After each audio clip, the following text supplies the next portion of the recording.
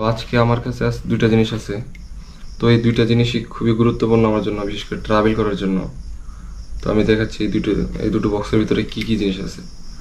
First যে বক্সটা আছে সেটা হচ্ছে একটা কম্পাস, এবং এটা যখন বিভিন্ন ফরেস্টের ভিতরে যাওয়া হয়, প্রবাবলি যখন বিভিন্ন ফরেস্টের ভিতরে যাওয়া হয় এবং তখন এটার দরকার পড়ে দিক নির্ণয়ের জন্য।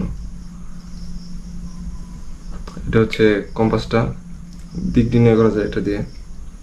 যেমন এখানে আছে এন মানে নর্থ, এন এখানে আছে আবার এস সিম্বল মানে সাউথ, ইস্ট মানে পূর্ব, ওয়েস্ট মানে পশ্চিম, নর্থ সাউথ ইস্ট ওয়েস্ট।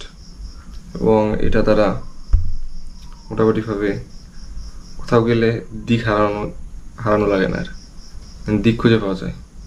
তো এটা বিশেষ করে যখন জঙ্গল এরিয়ায় যায় তখন এটা খুবই দরকার পড়ে, এবং জঙ্গল এরিয়া না গেলেও কোনো ঘনবসতিপূর্ণ এলাকায় গেলেও এটার প্রবলি অনেক দরকার পড়ে।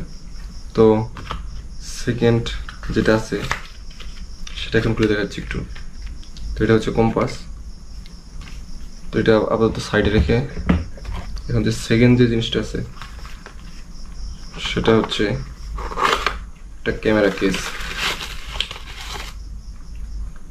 এটা হচ্ছে GoPro 9 10 সরি GoPro 9 10 আর 11 এই তিনটার জন্য ওয়াটারপ্রুফ কেস। তো এটা হচ্ছে মেইন ওয়াটারপ্রুফ কেস,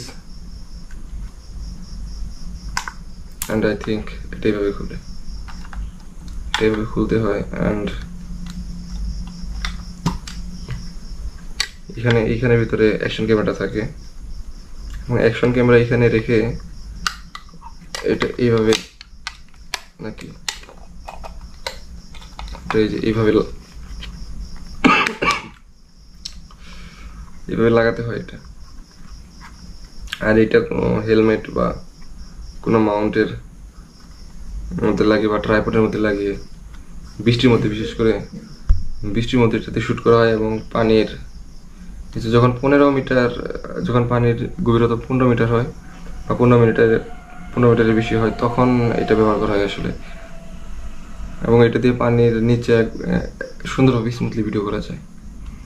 GoPro 11 সাধারণত পানির 15 মিটার নিচে ভালোভাবে ভিডিও করা যায়, এবং 15 মিটারের যখন আরও নিচে যেতে হয়, যারা স্কুবা ডাইভিং করেন তাদের জন্য আসলে এই ওয়াটারপ্রুফ কেসটা খুবই দরকার।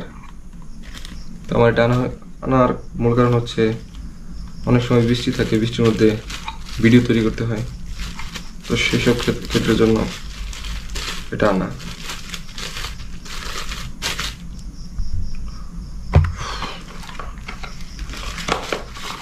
এটা হচ্ছে ক্যামেরার কেস, ক্যামেরা কেস না, ওয়াটারপ্রুফ কেস।